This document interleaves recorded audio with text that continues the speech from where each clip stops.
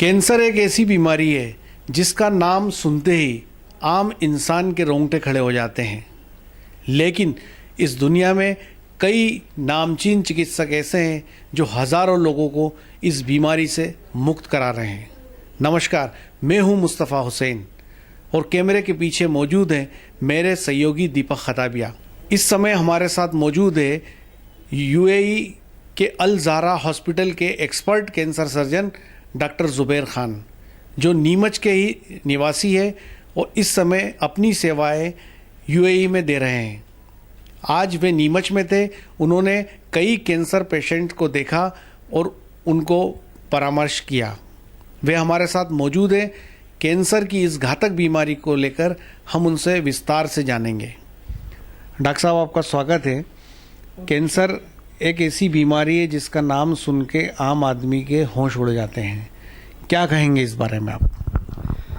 बेशक cancer word अपने आप में बहुत ही डरावना और भयानक वर्ड है, मगर हर बार इतना परेशान होने की और चिंता लेने की इतनी ज़रूरत नहीं होती है।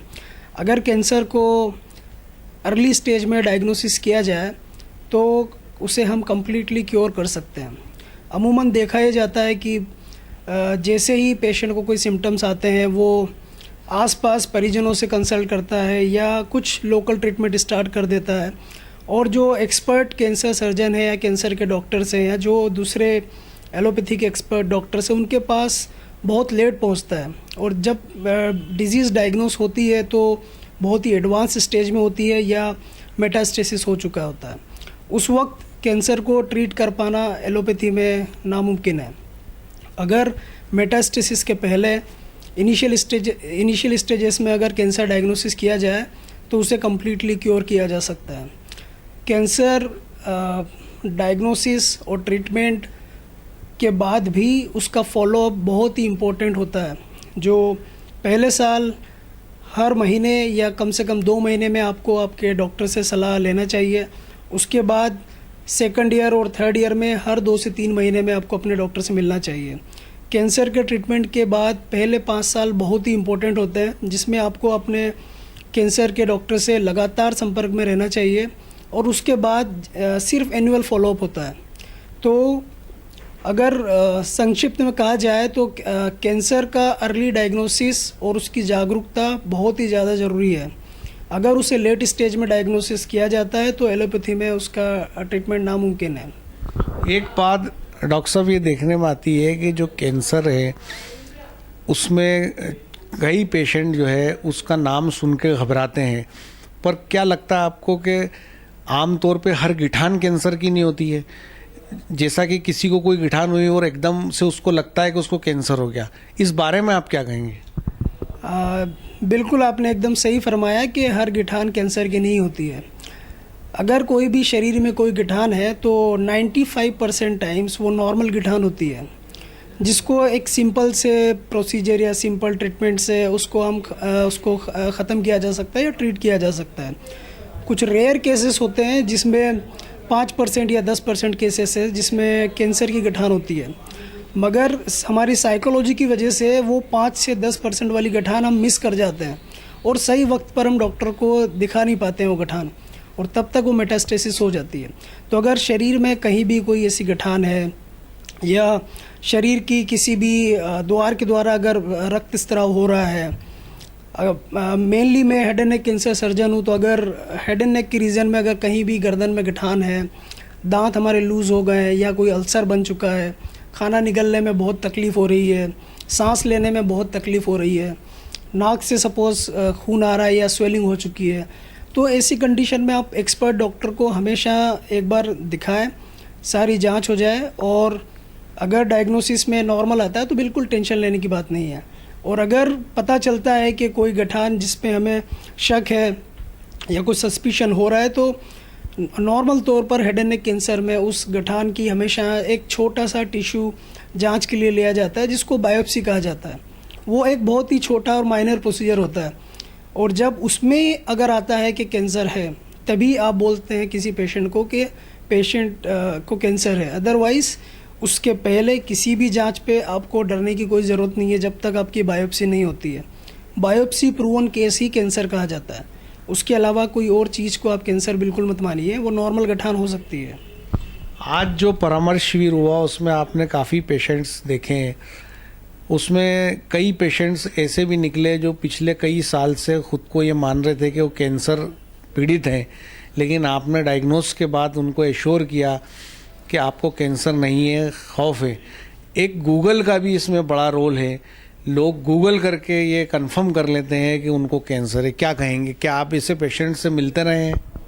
जी, रोज़ाना जो हम ओपीडी देखते हैं उसमें तकरीबन 5 से 10% ऐसे पेशेंट्स हमारे पास आते हैं जो सारे सिम्टम्स गूगल पर सर्च करते हैं और कहीं ना कहीं उसका डायग्नोसिस कैंसर की तरफ ले जाते हैं। ऐसे पेशेंट्स को सिर्फ एक डॉक्टर से कंसल्टेशन के बाद और कुछ प्राइमरी अगर इन्वेस्टिगेशन है वो करने के बाद कम्प्लीटली एश्योर किया जाता है कि आपको कैंसर बिल्कुल नहीं है। तो ये पेशेंट जो है इन्हें हम गूगल पेशेंट कहते हैं। अक्सर देखने में आते जा रहे हैं, और क्योंकि हमारी लाइफ का 70-80% टाइम हम व्हाट्सएप फेसबुक इसी पे स्पेंड करते हैं, और जो भी रेडीमेड इन्फॉर्मेशन हमको मिलती है हम उसी से अपने आप को कोरिलेट करने लगते हैं और सेल्फ डायग्नोसिस करने लग जाते हैं। बहुत बड़ी बात बोली आपने, रेडीमेड जो मटेरियल मिल जाता है। डॉक्टर ज़ुबैर खान साहब ने भारत में भी प्रैक्टिस की है, और इस समय आप जो है जो गल्फ़ का सबसे चोटी का जो हॉस्पिटल है अल ज़हरा, वहाँ अपनी सेवाएं दे रहे हैं। आपने हिंदुस्तान में भी प्रैक्टिस की और गल्फ़ में भी आप प्रैक्टिस कर रहे हैं। क्या फ़र्क दिखता है आपको इस काम को लेके, भारत और गल्फ़ के अंदर जो किस तरह की आवश्यकता हमारे देश में लगती है आपको? दोनों जगह में एक मेन जो डिफरेंस है, जो बेसिक डिफरेंस कहा जा सकता है, वो है अवेयरनेस, जागरूकता। वहाँ के जो पेशेंट्स हैं वो सभी पढ़े लिखे पेशेंट्स होते हैं। थोड़ी भी अगर कोई प्रॉब्लम होती है तो सबसे पहले वो डॉक्टर के पास जाते हैं। तो अगर वहाँ पे जो कैंसर पेशेंट्स होते हैं, बहुत ही इनिशियल स्टेजेस के कैंसर पेशेंट्स होते हैं जिनको छोटा सा अल्सर है या छोटी सी नोड है, उस टाइप के पेशेंट्स वहाँ पर देखने को मिलती है। और इंडिया में जो पेशेंट्स होते हैं मैक्सिमम एडवांस स्टेज ट्यूमर के पेशेंट्स होते हैं। तो ये जो डिफरेंस है मेनली जागरूकता और अवेयरनेस की वजह से है। दूसरा, वहाँ पर पेशेंट्स जो होते हैं सभी के पास इंश्योरेंस होता है, मेडिकल इंश्योरेंस होता है, तो उनके लिए ट्रीटमेंट कराना कभी कोई प्रॉब्लम नहीं होती। यहाँ पर जो पेशेंट्स हैं 95% पेशेंट कहिए उनके पास कभी इंश्योरेंस नहीं होता। वो लोग इकोनॉमी और फाइनेंशियल हालत की वजह से भी बहुत सी बार अपने सिम्टम्स को इग्नोर करते हैं और डिजीज़ की तरफ से मुंह मोड़ते रहते हैं और डॉक्टर के पास नहीं जाते हैं। तो ये दो डिफरेंस मेरे को मेजर लगते हैं। दूसरी ख़ास बात यह है कि मैंने जब आप पिछली बार जब भारत आए थे तब भी मैंने आपसे बातचीत की थी, और आपने अपनी बातचीत में ये इच्छा जाहिर की थी कि मैं हिंदुस्तान में चैरिटी करना चाहता हूँ, लोगों का इलाज करना चाहता हूँ। और मुझे ये भी पता है कि आपको यूएसए और यूके से भी बुलावा है। तो आगे का क्या सोचते हैं आप, अपने देश के अंदर किस तरह आप सेवा देना चाहते हैं? बेशक हर डॉक्टर का ट्रेनिंग के दौरान ही, जैसे पेशेंट से स्पेशली जब आप इंडिया में आपकी ट्रेनिंग होती है तो आप ऐसे पेशेंट्स को देखते हैं जिनकी फाइनेंशियल हालत बहुत ही ज़्यादा वीक होती है, बहुत ही कमज़ोर होती है, और कुछ पेशेंट्स होते हैं जिनको बहुत एडवांस ट्रीटमेंट की ज़रूरत होती है जो छोटी जगह पॉसिबल भी नहीं हो पाता और जिसमें ख़र्चा भी बहुत होता है। और ऐसे सेंटर्स जो बड़े सेंटर्स हैं हमारे यहाँ वो बहुत ही कम है। जैसे अगर बात की जाए कैंसर के रिलेटेड, तो हमारा जो जोन है राजस्थान गुजरात एमपी का, उसमें एक बहुत अच्छा सेंटर जो है वो GCRI गुजरात कैंसर सेंटर है। दूसरा एक टाटा मेमोरियल हॉस्पिटल जो है वो बॉम्बे में है। तो ये जो दोनों कैंसर सेंटर है वर्ल्ड में इनकी बड़ी पोजीशन है और माने जाने इंस्टीट्यूट है। और हमारा जो देश है बहुत बड़ा देश है, करीब 130 करोड़ पॉपुलेशन जो है, तो सिर्फ 2 कैंसर सेंटर्स इतनी बड़ी पॉपुलेशन को कैटर नहीं कर सकते हैं। ज़रूरत ये है कि ऐसे सेंटर्स हर स्टेट में एक इतना हाई क्लास टॉप लेवल का कैंसर सेंटर मौजूद होना चाहिए जो गवर्नमेंट की तरफ से पूरे फुल्ली सपोर्टेड होना चाहिए, क्योंकि कैंसर का ट्रीटमेंट अपने आप में ही बहुत ही कॉस्टली ट्रीटमेंट होता है जो एक आम आदमी अफोर्ड नहीं कर सकता। तो गवर्नमेंट की तरफ से इनिशिएटिव्स होना चाहिए और हर स्टेट में इस स्टेट ऑफ आर्ट लेवल के कैंसर सेंटर्स मौजूद होना चाहिए। आपने 2 ख़ास बातें बोली। एक तो ये कहा कि आप देश में चैरिटी करना चाहते हैं, आम पेशेंट देखना चाहते हैं। दूसरी ख़ास बात आपने कही कि कैंसर की दवाएं काफ़ी महंगी हैं, तो इसके अंदर एक ख़ास बात और देखने में इन दिनों आई है कि जो कारपोरेट का जो दखल मेडिकल में हुआ है, वो इलाज जो है इतना महंगा होता जा रहा है, तो जो डॉक्टर होता है जो पेशेंट को केयर करता है उसको तो एक नॉमिनल अमाउंट मिलता है, लेकिन कारपोरेट बेहिसाब दौलत कमा रहा है इन बीमारियों की आड़ में। क्या कहेंगे आप इस बारे में? पहले जो प्रैक्टिस हुआ करती थी, एक डॉक्टर होता था, वो ही हॉस्पिटल का मालिक होता था, वही डॉक्टर हुआ करता था, वही मैनेजमेंट किया करता था, एक छोटा सा क्लिनिक या छोटा हॉस्पिटल हुआ करता था। मगर कुछ सालों से स्पेशली इंडिया में जो कंसेप्ट आया है वो हेल्थ केयर इंडस्ट्री का कंसेप्ट आया है। अब ये हॉस्पिटल्स नहीं बचे हैं, ये हेल्थ केयर इंडस्ट्री बन गई है। तो इनका कैलकुलेशन, सारे पैरामीटर्स, सारे ग्राफ्स एक कंपनी की तरह चलते हैं। उसमें MBA वाले लोग, मैनेजमेंट वाले लोग जो बैठे होते हैं वो उसे एक कंपनी की तरह रन करते हैं, और उनका हमेशा फोकस होता है कि profit loss, patient satisfaction, patient outcome, उससे ज़्यादा उनका फोकस होता है फाइनेंशियल टर्म्स में। डॉक्टर्स भी उसमें एक सिंपल एम्प्लॉय की तरह काम करता है, जैसे दूसरे एम्प्लॉय काम करते हैं। तो इसमें दो लोगों का बहुत ज़्यादा नुकसान हो रहा है, एक तो डॉक्टर खुद और दूसरा पेशेंट। और इसमें जो सारा बेनिफिट है एक थर्ड पार्टी का है जो पर्दे के पीछे है, जिसको कोई जानता नहीं है, ना पेशेंट जानता है। पेशेंट हमेशा फेस करता है अपने डॉक्टर को। डॉक्टर की अपनी हमेशा लिमिटेशंस होती है, वो फाइनेंशियल टर्म्स में कभी एक्सपर्ट नहीं होता। उसकी अपनी जो ज़िंदगी के पूरे 15-20 साल हैं वो सिर्फ मेडिकल की प्रैक्टिस में ही ख़त्म हो जाता है, और वो फिर एक एम्प्लॉय की तरह काम करना शुरू करता है बड़े बड़े कॉरपोरेट हॉस्पिटल्स में। और बड़े कॉरपोरेट हॉस्पिटल जो है उनके मालिक स्पेशली कॉरपोरेटर्स या इंडस्ट्री वाले लोग होते हैं, तो उनका जो कैलकुलेशन का टर्म्स है सिर्फ प्रॉफिट।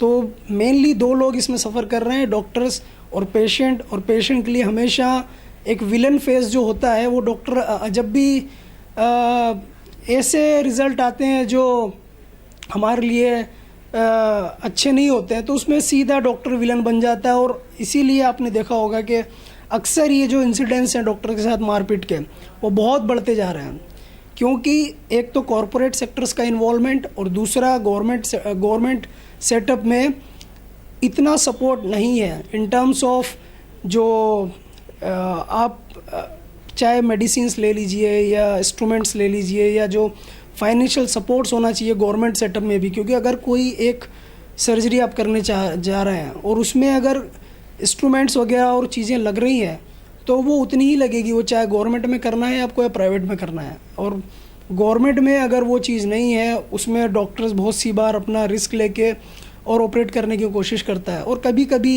1 या 2 बार वो फेल हो जाता है। तो उस चीज़ में क्योंकि पेशेंट के रिलेटिव्स जो हैं, अपना जो करीबी रिश्तेदार अगर कोई होता है, तो उनको सीधा जो उस टाइम पे जो एंगर होता है वो सीधा डॉक्टर के ऊपर ही जाता है।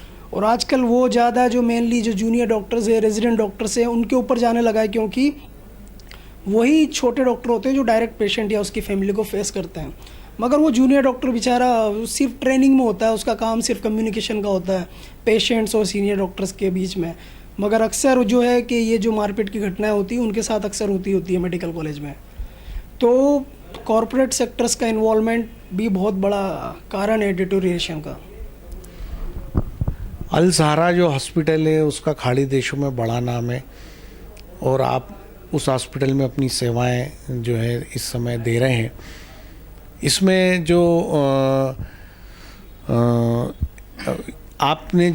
आप एक एक्सपर्ट उनको सर्जन माने जाते हैं, इसके अलावा और कौन सी उपलब्धियाँ है? आपके कुछ पेपर्स भी पब्लिश हुए हैं।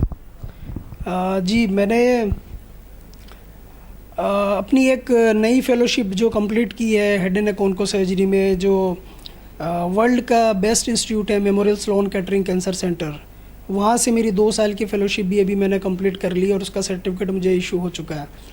इसके अलावा मैंने अपने 2 रिसर्च पेपर पब्लिश किए हैं। एक अमेरिकन जर्नल में जो हेड एंड नेक कैंसर के ऊपर, स्पेशली पैरोटिड ग्लैंड का एक कैंसर होता है, उसके ऊपर मैंने पब्लिश किया है। और दूसरा रिसर्च पेपर मैंने यूरोपियन जर्नल के अंदर पब्लिश किया है जो थायराइड कैंसर से रिलेटेड है। ये मैंने 2 पेपर पब्लिश कर चुका हूँ। और तीसरा मैं अभी एक और जो रॉयल कॉलेज ऑफ सर्जन्स एडिनब्रो है, वर्ल्ड का सबसे पुराना मेडिकल कॉलेज है, वहाँ पे भी मेरा एक MRCS एग्ज़ाम है जिसका मेरा फर्स्ट पार्ट क्लियर हो चुका है और फाइनल पार्ट के लिए मुझे अक्टूबर में एग्ज़ाम के लिए जाना है। तो इंशाल्लाह वो भी जल्दी डिग्री मैं प्राप्त कर लूँगा। खैर, आपका भारत से सीधा नाता है, परिवार यहाँ है, आपका आना जाना चलता रहता है, लेकिन क्या उम्मीद करें कि आपकी जो है हिंदुस्तान वापसी कब होगी? जैसा कि मैं बहुत ही एक लो मिडिल क्लास फैमिली से बिलोंग करता हूँ, जो फाइनेंशियल टर्म्स में भी बहुत इतनी अच्छी कंडीशन में नहीं है। अगर सिर्फ मेरा परिवार छोड़ के जो मेरे जितने भी रिलेटिव्स हैं उनकी फाइनेंशियल हालत भी इतनी अच्छी नहीं है। तो हमेशा अगर कोई फैमिली मेम्बर अगर सक्सेसफुल होता है तो उसकी प्रायोरिटी होती है कि अपनी फैमिली को भी पूरा लिफ्ट किया जाए, सबका फाइनेंशियल सपोर्ट किया जाए। तो इस वजह से मैंने शुरुआती कोशिश हिंदुस्तान में ही की थी अपनी प्रैक्टिस जमाने के लिए, मगर कुछ कारणों से वो सक्सेसफुल नहीं हो पाई और फैमिली की फाइनेंशियल डिमांड्स ज़्यादा होने की वजह से मुझे एक टेम्परेरी डिसीजन लेना पड़ा कि गल्फ़ देश में जो है मुझे प्रैक्टिस स्टार्ट करना पड़ी मजबूरी में। मगर ये सिर्फ टेम्परेरी है, कुछ वक्त के लिए। जैसे ही मैं फाइनेंशियल सपोर्ट फैमिली का अच्छा कर पाऊँगा उसके बाद मेरी हमेशा कोशिश रहेगी कि हिंदुस्तान में जो प्रैक्टिस है वो सिर्फ चैरिटी बेसिस ही मुझे करनी है। फाइनेंशियल पार्ट जो है मुझे अभी कंप्लीट करना है। शुक्रिया। बेहद ही डॉक्टर ज़ुबैर ख़ान साहब ने बहुत ही शानदार बात कही कि कुछ कम वक्फे के लिए वो गल्फ़ में और दुनिया में अपनी सेवाएं दे रहे हैं। कुछ वक्त बीतने के बाद वो वापस हिंदुस्तान आएंगे और यहाँ पे चैरिटी बेसिस पे वो दुनिया की सबसे महंगी बीमारी का इलाज करना चाहते हैं। और हम लोगों की भी शुभकामनाएं उनके साथ हैं कि वो जल्दी भारत लौटें और यहाँ पे चैरिटी प्रैक्टिस करें। मेरे सहयोगी दीपक खताबिया के साथ मुस्तफ़ा हुसैन, नीमच।